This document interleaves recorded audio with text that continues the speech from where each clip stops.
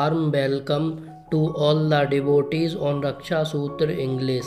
We are going to narrate wonderful holy stories to all the devotees from the book Miracles of Love by Ramdas Ji, an exclusive devotee of Maharaj Ji. Please listen carefully, all the devotees. I first met Maharaj Ji in 1950 when I rode with my boss and Maharaj Ji from Nainital to Haldwani. My boss, a government minister, was already a devotee of Maharaj Ji's and had offered him this lift. But I was smoking and acting as if Maharaj Ji was just another person. In 1958, after the death of my mother, I was in Bhowali with my father on vacation. We spent a night in the government rest house there and my father became ill in the night, in much pain. They called the Bhowali doctor who gave him an injection, but to no avail. The next day doctors from Nainital came and said that he needed an emergency gallbladder operation. That same day, I went to consult doctors at the nearby TV sanatorium. Preparations were then underway for a puja ritual of prayer to celebrate the opening of a small Hanuman temple built by the doctor there who was a devotee of Maharaj Ji. I stayed on to watch. Maharaj Ji arrived but stayed hidden. I grew curious to meet him. I heard that Maharaj Ji had put someone in a trance, so I watched a while from a distance before leaving. That evening a messenger from the Nainital bus station came to me and told me to visit a certain Baba Neem Karoli. Since there are so many Babas, I dismissed the message. But at night I went to the bus station and inquired as to who had sent this message, but no one knew. This aroused my curiosity even more. I asked where I could find this Baba Neem Karoli and went there. Maharaj Ji said to me, "Your name is so, and your father is very ill. Yes, you thought he might die, but God has cured him. Doctors have told you that he should be operated on, but he shouldn't be. He will be all right." Maharaj Ji gave me 2 or 3 mangoes for my father, which I fed to him, and he began to improve after a few days. Maharaj Ji again called me. I went but didn't touch his feet. I was planning to return to Delhi, and Maharaj Ji said, "You are going to Delhi? You drive too fast. Take your father carefully and he will be all right." This touched my heart and I touched Maharaj Ji's feet. My father never had the operation and became very healthy with no relapse. Since I wasn't married, I was living with my brother and his wife. When Maharaj Ji came to them, I went into the farthest room so I wouldn't have to be involved with such people, for I thought sadhus are no good. After some time, Maharaj Ji came into the room where I was. He walked in, sat down, and said, "Sadhus are no good." After that, I just became a devotee. One of the Maharaj Ji closest devotee for the last 20 years gives the following account. In 1935, I was on vacation from school and went to Dakshideshwar on a religious pilgrimage. When I reached the place where there were many Shiva temples, a man appeared before me whom I had not noticed to be there before. "My son," the man said, "you are a Brahmin. I shall give you a mantra." "I will not take it," I said. "I do not believe in it." "You must take it," he insisted, and so I relented. Thereafter I faithfully recited the mantra daily. Many years passed. It was June 1955. I had some close friends who were like members of the family. Every Sunday I would chat in the evening at our house. Around 9 p.m. I saw my wife, aunt and mother going out. I asked them where they were going, and they said just to an adjacent house that some Baba was visiting. One of the fellows with me said cynically, "Does he eat? I can arrange food for them." This fellow was a hunter. My wife said, "You should not say things like that." In 10 minutes they returned. They reported that he had been sitting in a dirt hut with an oil lamp and had told them to go. When they didn't go, he said, "Go, your husband's Bengali friends have come. Go and serve them tea. I shall come in the morning." In the morning, my wife and I went over together. Maharajji was on a small cot in our tiny room. As we entered, he sprang up and took my hand, saying, "Let's go." We left so fast that my wife had to remove her sandals to keep up. He took us to our own house and said, "I shall stay with you." When the woman from the other house came to take him back, he would not go. Later he questioned me, "You are a devotee of Shiva?" "Yes." "You already have a mantra?" It was at that moment that I realized it had been Maharajji who had given me the mantra 20 years before. Another story of a devotee. My first meeting with him in Kanpur was short and sweet, perhaps only 2 minutes. I pranamed to him. He asked me who I was and gave me his blessings and left abruptly. Where he went, nobody could say. I met him again 10 months or a year later in Lucknow. One by one, he sent the many people who were sitting with him away until only we three were left. Then he asked my sister-in-law, "What do you want?" She said she would come only to pay her respects. Then he asked me, and I replied, "I only need your blessings, nothing more."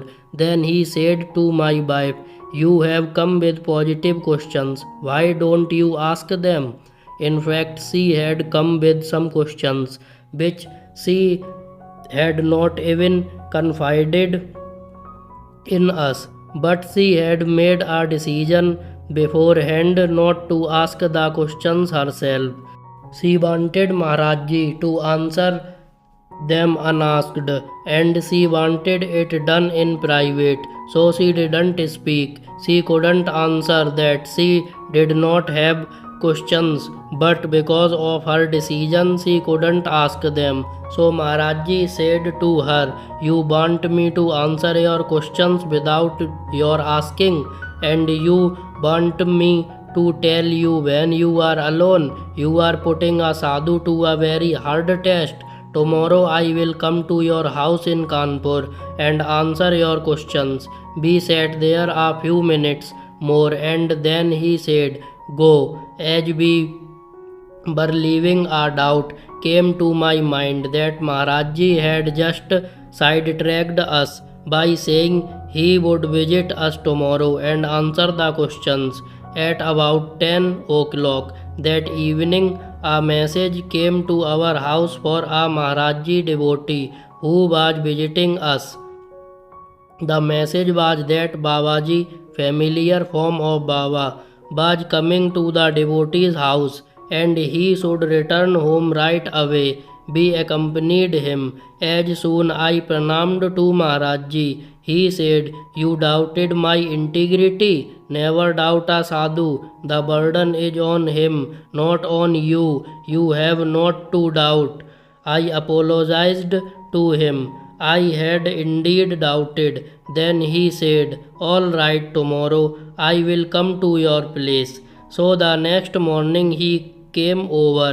As this was his first visit, I really didn't know what to do. Others told me that nothing is to be done, just provide a big pillow on a bed for him to lean on and offer some food or fruit or milk. He will take whatever he feels like. It's his sweet will.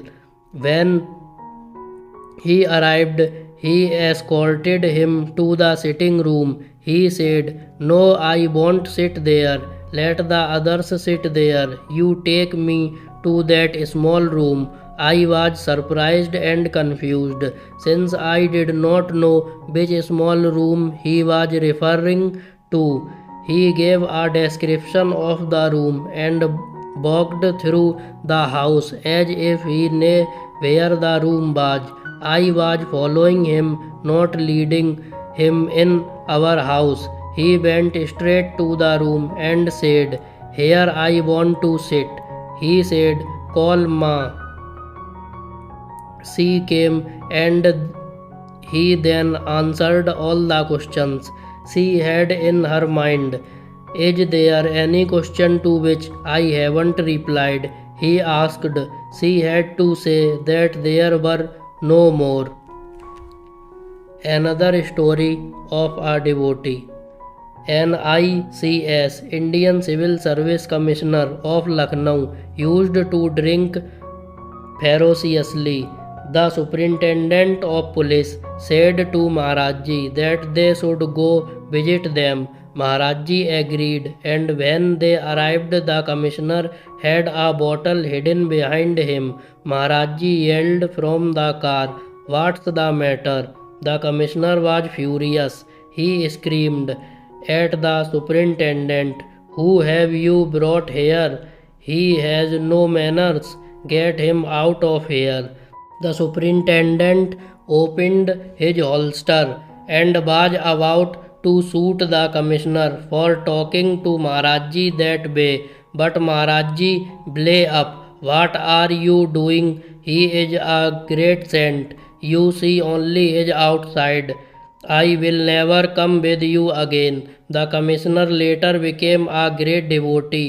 He would come for darshan, but sit outside by the shoes, for he felt that was his place. He eventually became head of the administrative officer school in Allahabad.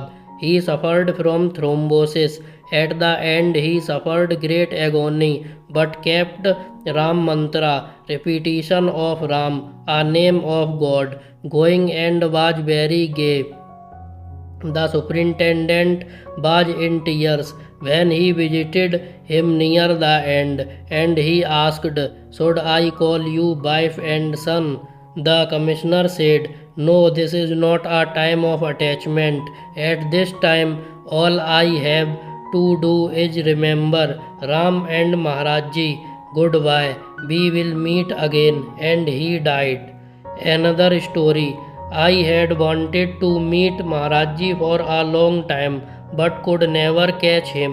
Finally, a friend came and took me in his company car to where Maharajji was supposed to be. There were 4 rooms, and Maharajji was in the far room.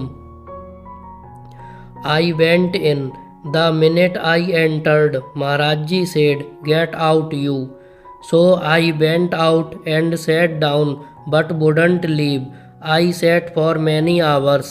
Finally, my friend had to return the car because it was closing time. Although my house was quite distant, I was determined to stay and have Maharajji's full darshan.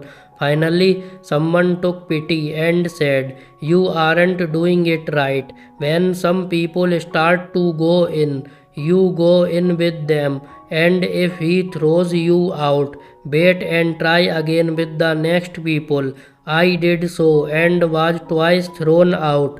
Finally, the third time, Maharajji said, "Come sit here. What is your name and what do you do?" Then he said, "Okay, now go." But I said, "I am not going. I haven't had darshan yet. I haven't had a chance to discuss my problems with you." Maharajji said, "Go now and come at 6 a.m. So I went home, but I couldn't sleep. And at 2 a.m. I got up and did puja. I was afraid Maharajji would leave before I got there. When I arrived at the house at 6 a.m., Maharajji had already left, but they said he would return. After some time he did come back, and then Maharajji and I spent many hours together. In fact, the rest of my life has been spent with Maharajji. To listen the wonderful holy stories of Maharajji, please like, share, subscribe the channel, and don't forget to ring the bell icon. Write in the comment box, Jai Neem Karoli Babaji Maharaj.